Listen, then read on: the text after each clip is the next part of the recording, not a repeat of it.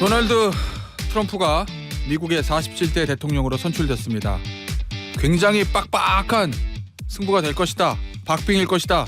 이런 예상이 있었는데 빗나가다 아주 많이 빗나갔죠. 왜 그런지 미국 현지 분위기는 어떤지 확인해 보도록 하겠습니다. 어제에 이어서 오늘도 국승민 미국 미시간 주립대 정치학과 교수 나와 계십니다. 전화로 연결합니다. 교수님 안녕하세요. 안녕하세요. 교수님 50대 50이라서 예측이 불가하시다고 그러셨는데 압도적인데요 이거? 사실 전문가들은 예. 그 여론조사상으로는 초박빙이지만 한 후보가 또 경합주를 전부 다 쓸어가도 놀랍지 않다고 예측을 하긴 했었거든요. 아 워낙 현재 개표가 지금 말씀하세요. 예, 그럼 워낙 그 말씀은 경합주 7개가 다 박빙이기 때문에 한 사람이 다 그걸 가져가면은 한쪽으로 기운다 이런 말씀이신 거죠?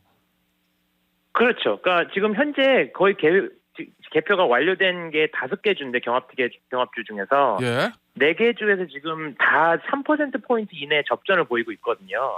그렇기 때문에 초박빙이라는 예측 자체는 틀리지 않았는데 그럼에도 불구하고 여론조사에 문제가 조금 있긴 있었어요. 그건 또 추가로 나중에 또 말씀을 드릴게요. 일단 그거부터 말씀해 주세요. 뭐 어떤 문제가 있었던 거예요, 여론조사가? 그러니까 이게 보면은 예전에는 그 트럼프의 지지세를 좀 과소 표집하는 그런 모양새를 보여준 것도 있었는데 그것도 문제였지만 그 폭이 굉장히 컸었거든요. 특히 2020년에는 막 7포인트, 8포인트에서 문제가 많았었는데 올해는 그만큼 크지는 않은 것 같습니다. 그래서 좀 이 과거랑 비슷한 한 뭐 1, 2%포인트 정도의 굉장히 작은 오차를 보이긴 했는데 문제는 뭐냐면 거의 모든 주에서 트럼프 지지세를 적게 추정했거든요. 그러니까 어떻게 보면은 체계적인 뭔가 오류가 아직도 존재하고 있다는 뜻이죠. 그러면 교수님, 2016년부터 얘기가 나왔던 샤이 트럼프라는 거 그게 이번에도 위력을 발휘했다. 이렇게 볼 수 있는 거예요. 어느 정도는 그렇다고는 할 수 있는데 사실 이제 샤이 트럼프라는 말 자체가 약간 이제 트럼프 지지자들이 그 샤이하다는 말의 느낌을 줘서 저는 언제나 그 용어 자체에 대해서 문제가 있다고 생각함에도 불구하고 이게 제일 어려운 문제가 뭐냐면은 트럼프 지지자들이 그러니까 이 생판 모르는 사람들 전화를 안 받아서 문제거든요. 아 그래요? 그래서 이런 일이 생겼던 거고 이 지금 기억해 보시면 8월달이랑 9월달에 굉장히 이 해리스가 상승세에 있었잖아요. 그래서 그 당시에 왜 그런 일이 있었는가 생각해 보면은 이 이제 민주당 이 지지자들이 어떻게 보면 바이든 때문에 선거를 지겠다라고 생각하고 있었는데 새로운 후보가 나온다고 생각하니까 굉장히 어떻게 보면 신난 마음에 전화가 오면 전화를 받고 뭐 인터넷에서도 여론조사를 하고 이런 식으로 하면서 열심히 응답을 하다 보니까 이런 그 과대 표집이 되는 경향이 있었던 것 같아요. 그래서 어떻게 보면은 10월 달에 그 약간 열정이 사라져서 다시 트럼프가 이제 이 상승세로 나타난 걸로 보여지고요. 알겠습니다. 결국은 이제 썬벨트, 러스트벨트에서 요 7개 경합주 요거가 승패를 가른 건데 이게 그냥 트럼프가 다 석권했잖아요. 각 주마다 퍼센트 차이 많이 나지 않더라도 그 요인은 뭐라고 보십니까, 교수님? 지금 미국에 이제 50개 주가 있는데 그 50개 주를 보면은 트럼프의 지지율이 2020년에 비해서 빠진 주는 유타주 그리고 3명의 선거인단이 있는 워싱턴 DC 둘밖에 없었습니다. 그만큼 전국적으로 트럼프의 지지세가 확장되었고요. 그리고 미국에 3,000여 개의 카운티가 있는데 4년 전에랑 비교했을 때 민주당이 한 3포인트 정도 지지세를 확장한 그런 카운티가 몇 개냐라고 하면은 단 하나도 없었습니다. 그러니까 그야말로 전국적으로 민주당의 지지가 다 빠져나가서 이런 문제가 생겼던 것 같고요. 그래서 2020년 경합주 승부가 굉장히 팽팽했었거든요. 근데 전국적으로 3, 4포인트씩 트럼프로 이동하면은 당연히 7개 경합주를 다 쓸어갈 수밖에 없죠. 그 이유는 뭐라고 보세요? 그러면 민주당을 쪼그라들고 공화당이 확장된 이 원인, 근본 원인이 있을 거 아니에요, 의원님? 교수님. 역시 경제입니까? 결국 바이든 행정부. 결국 바이든 행정부의 인기가 안 좋았다는 게 가장 큰 것 같고 그리고 물가 상승에 대한 불만이 가장 컸던 걸로 보이고요. 그리고 또 하나는 해리스 후보가 바이든과의 차별화를 했었어야 되는데 그걸 실패한 게 굉장히 크지 않았나. 아. 그리고 이제 어떤 사람들은 시야를 확장해서 예. 2022년 중간 선거 때 이제 민주당이 선전을 했었잖아요. 예. 그러고 난 다음에 이 민주당 내부에서 그러니까 바이든을 그대로 계속 가자라고 예. 했는데 그래서 결국엔 경쟁적인 경선도 안 하고 아하. 근데 그러한 이 결정들 하나하나가 전략적인 실패가 아니었나라고 사람들이 분석하는 것 같습니다. 결국 바이든 행정부가 인기가 없고 정권 심판론이 작동하는데 후보인 해리스는 차별화를 하지 못했다. 요거네요. 그렇죠. 예, 알겠습니다. 어쨌든 트럼프 2기가 시작이 됐는데 저 뉴욕타임스에서 이렇게 썼더라고요. 헤드라인에 트럼프 스톰스 백.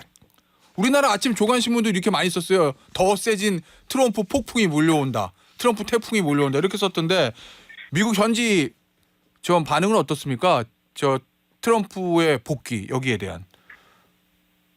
지금 이제 이 언론들이 가장 많이 얘기하는 거는 이제 트럼프 승리 이유가 무엇인지 거기에 예. 대한 분석 기사들이 굉장히 많이 나오고 있고요. 예. 또 이제 해리스의 패배 이유가 무엇인지 또 그런 분석들도 나오고 있고요. 예. 또 하나는 이제 트럼프가 이제 새로 내각을 꾸리고 이제 첫 100일간 어젠다를 이제 추진할 텐데 그게 예. 무엇인가에 대한 보도도 굉장히 많이 쏟아져 나오고 있고요. 예. 특히 이제 또 이제 민주당 내부의 패배 요인에 대한 그런 논쟁들이 굉장히 뜨겁게 이루어지고 있고 그래서 예. 굉장히 약간 여기저기 손가락질하는 그런 모양새가 많이 보여집니다. 그래요. 이제 거의 예. 패배 원인 찾는 게 그렇게 된 건데 민주당도 지금 보시면 네. 어제 그런 말씀하셨어요. 그 저 미시간에 아무래도 주립돼 있는 학생들이 트럼프가 네. 될까봐 되게 걱정하고 두려워하고 공포에 떨고 있다 그런 말씀하셨는데 예. 실제로 됐잖아요. 네. 트럼프가. 네네. 학생들 어떻습니까? 괜찮대요? 그렇지 않아도 오늘 수업이 있어서 학생들이랑 얘기 좀 해봤는데 예. 우선 상당히 충격이 큰 것 같고요. 어허.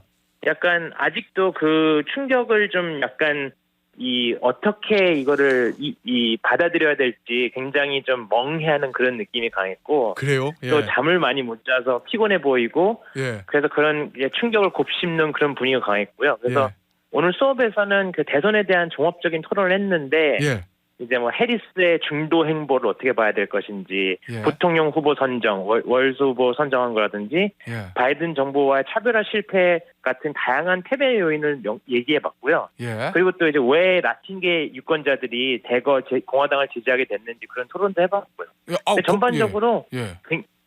굉장히 걱정을 많이 한 느낌이고 동시에 비판할 사람을 찾고자 하는 그런 느낌을 받았습니다. 의원님, 교수님 그 부분이요. 라틴계 아니 언론 보도 보니까 네네. 흑인 저하고 히스패닉 표가 예전처럼 결집이 되지 못했다. 전통적으로 민주당 표인데 그건 왜 그렇다고 보세요? 네네. 흑인하고 히스패닉 결집 못 시킨 거. 두 가지 요소가 있는데요. 첫 번째로 라틴계에서 빠진 표가 흑인 표보다 훨씬 더 크고요. 첫 번째로. 예. 그리고 두 번째로 그 남성 표가 더 심각하게 빠졌습니다. 보면은 라틴계 여성이나 흑인 여성은 4년 전이랑 굉장히 유사한데 예. 남성 표가 굉장히 많이 빠졌다는 게 이번에 드러나고 있고요. 어허. 그래서 이제 특히 이제 라틴계 그런 이 지지 성향이 왜 변했나에 대한 분석을 여러 가지 좀 설이 있는데 첫 번째 설은 이제 기본적으로 라틴계 유권자들은 이런 그 문화적으로 보수적이기 때문에 약간 예. 민주당의 어떤 이런 아하. 그 진보적인 행보에 대해서 예. 원하지 않는다라는 그런 설이 있고요. 또 다른 설은 이제 예. 전반적으로 경제가 가장 중요한데 이제 자기가 경제적으로 좋아지면 지지하고 예. 경제적으로 안 좋아지면은 지지를 빼앗는 어떻게 보면 그래서 굉장히 민주당과 공화당을 왔다 갔다 하는 스윙 성향 때문에 그런 것이다라고 보는 견해도 있고요. 알겠습니다. 자 교수님 이제 새로운 내각을 꾸립니다. 트럼프가 어제 오늘 네. 보도 쭉 보니까 제일 화제 인물 1위 트럼프 2위가 일론 머스크더라고요. 이 일론 예, 머스크 재벌은 트럼프 내각에서 어떤 중요한 역할을 하게 되는 거예요? 그렇게 전망하고 계세요 미국에선? 지금 그런 얘기를 하고는 있는데 예. 지금 이제 트럼프 주변 인사들 얘기에 의하면은 예. 상원 인준이 약간 어렵지 않나라는 그래요? 얘기가 있어서 예.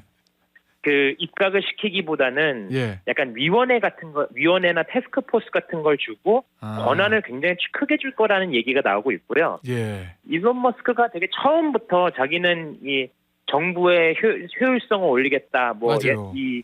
그 비효율성을 다 깎아내겠다, 뭐 이런 얘기를 많이 하고 있어서 예. 아마 그런 역할을 줄 것 같고 아무래도 일론 머스크가 투자한 게 워낙 많아서 그렇죠. 트럼프가 머스크의 목소리에는 굉장히 예. 귀를 많이 기울일 것 예. 같습니다. 선거 자금을 2,500억을 대줬다고 하니까 뭔가 보답을 네, 예. 주긴 하겠죠. 트럼프 대통령이. 트럼프 당선인이. 그렇죠. 예. 알겠습니다. 교수님 오늘 저 인터뷰는요 여기서 마무리하도록 하겠습니다. 지금까지 국승민 미국 미시간 주립대 정치학과 교수였습니다. 감사합니다. 예, 감사합니다.